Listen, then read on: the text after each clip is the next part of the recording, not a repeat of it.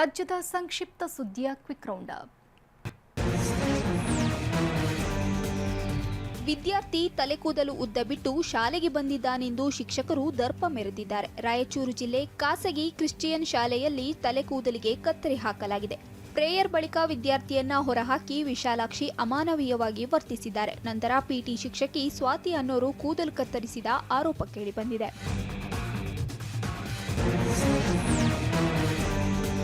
ಚಿಕ್ಕಮಗಳೂರು ಜಿಲ್ಲೆಯಲ್ಲಿ ಚಿರತೆ ಕಾಟ ಮತ್ತೆ ಹೆಚ್ಚಾಗಿದೆ. ಹುಣಸಘಟ್ಟ ಗ್ರಾಮದ ದೇವಾಲಯದ ಬಳಿ ಚಿರತೆ ಕಾಣಿಸಿಕೊಂಡಿದ್ದರಿಂದ ಆತಂಕ ಮನೆ ಮಾಡಿದೆ. ಮನೆಯಿಂದ ಹೊರಗೆ ಓಡಾಡಲು ಜನ ಭಯಪಡುತ್ತಿದ್ದಾರೆ. ಚಿರತೆ ಸೆರೆ ಹಿಡಿಯುವಂತೆ ಅರಣ್ಯ ಇಲಾಖೆಗೆ ಜನ ಒತ್ತಾಯಿಸಿದ್ದಾರೆ.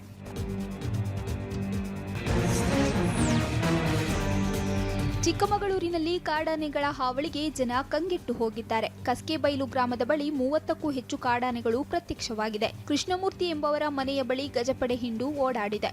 ಪಟಾಕಿ ಸಿಡಿಸಿ ಕಾಡಾನೆಗಳನ್ನ ಕಾಡಿಗಟ್ಟಲು ಯತ್ನಿಸಲಾಗಿದೆ.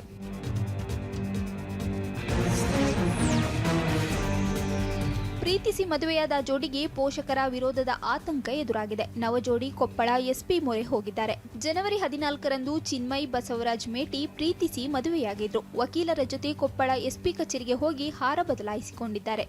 ಬ್ರಾಹ್ಮಣ ಸಮುದಾಯಕ್ಕೆ ಸೇರಿರುವ ಚಿನ್ಮಯ್ ಲಿಂಗಾಯತ ಸಮುದಾಯದ ಬಸವರಾಜ್ ಅವರನ್ನ ಮದುವೆಯಾಗಿದ್ದಾರೆ.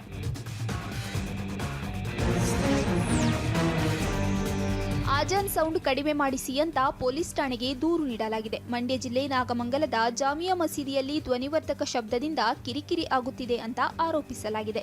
ಕುಂಬಾರ ಬೀದಿ, ಬಣಜಿಗರ ಬೀದಿ, ಆಚಾರ ಬೀದಿ, ಪಡುವಲ ಪಟ್ಟಣ ರಸ್ತೆ ನಿವಾಸಿಗಳು ಪೊಲೀಸ್ ಠಾಣೆ ಮೆಟ್ಟಿಲೇರಿದ್ದಾರೆ.